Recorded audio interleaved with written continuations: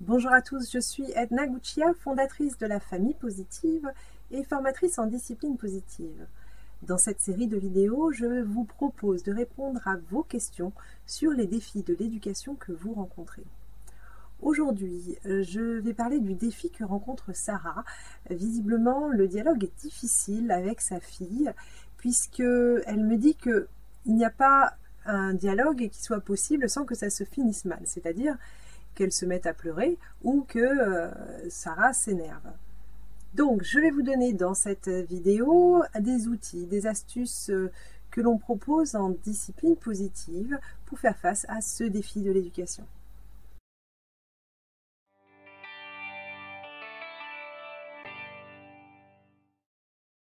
Alors, ce que je propose déjà à Sarah, c'est de partager avec sa fille le fait que cette situation la met mal à l'aise ou la rend malheureuse. Ça sera déjà une première façon de nouer le lien avec sa fille. Et finalement, lorsqu'une conversation se présente, je proposerai à Sarah de rester dans l'écoute attentive, c'est-à-dire se retenir de donner des conseils, de juger, de critiquer, de donner ses idées, mais vraiment être dans l'écoute, simplement sans parler.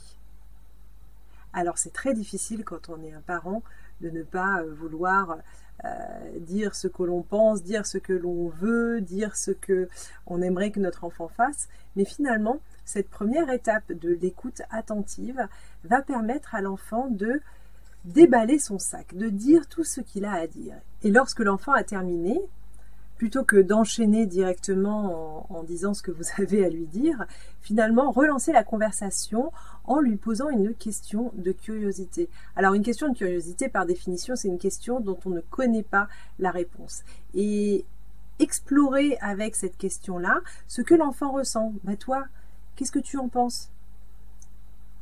Comment t'aurais aimé que les choses se passent ou comment t'aimerais que les choses se passent maintenant? Et si vous avez envie de lui donner un conseil ou de lui donner votre avis, eh bien demandez-lui simplement. Est-ce que tu veux que je te dise ce que j'en pense? Une fois que l'enfant aura donné son approbation et qu'il est prêt à entendre ce que vous avez à lui dire, alors essayez de dire simplement ce que vous ressentez, ce que vous imaginez de la situation, l'analyse que vous avez pu en faire, mais en vous gardant bien d'exprimer des critiques ou des jugements par rapport à son comportement, parce que c'est comme ça que l'enfant se braque finalement. Donc, restez dans cette bienveillance, ce respect mutuel aussi, où l'un et l'autre, vous êtes au même niveau finalement, et les choses devraient normalement s'arranger dans un dialogue beaucoup plus apaisé et dans une écoute mutuelle. Parce qu'une fois que vous aurez écouté votre enfant, eh bien, pour lui, ce sera aussi beaucoup plus simple de vous écouter. Voilà, j'espère que cette vidéo vous a plu, qu'elle a répondu à vos questions ou éclairé des situations semblables que vous avez pu rencontrer. Je vous dis à très bientôt pour une prochaine vidéo.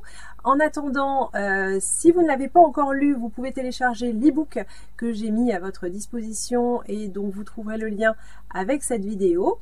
Et n'hésitez pas, bien sûr, à me poser également vos questions en utilisant le lien qui est toujours avec cette vidéo. Je vous dis à très bientôt. Ciao!